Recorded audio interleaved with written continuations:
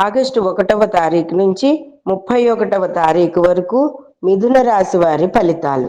దూర ప్రయాణాలు చేస్తారు, పుణ్యక్షేత్ర సందర్శనం చేస్తారు, అలాగే పవిత్ర నదుల్లో స్నానాలు కూడా ఆచరిస్తారు.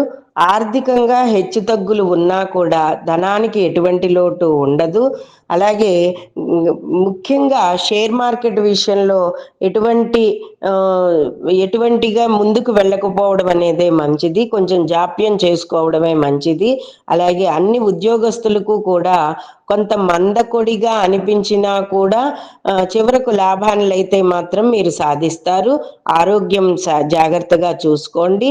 అలాగే మిథున రాశ్యాధిపతి బుధుడు విష్ణు భక్తుడు కాబట్టి ఈ మాసం అంతా కూడా విష్ణు సహస్రనామాన్ని, శ్రీ వెంకటేశ్వర స్వామిని ఆరాధన చేసుకోవడం అనేది మంచిది. క్రీడాకారులకు, ఉద్యోగస్తులకు, కళాకారులకు కొంత మందకొడిగా ఉంటుంది.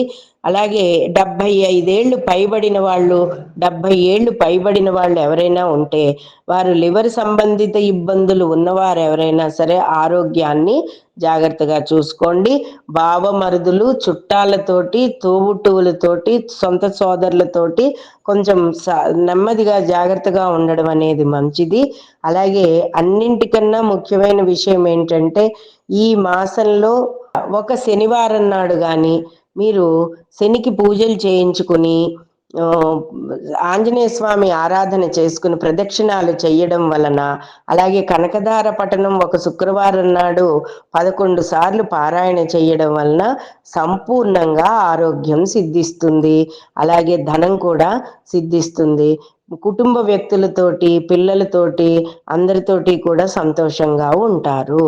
ఈ మాసం అంతా కూడా వెంకటేశ్వర స్వామి ఆరాధన, వెంకటేశ్వర స్వామి ఆలయాలు సందర్శనం చేసుకోవడం అనేది మంచిది.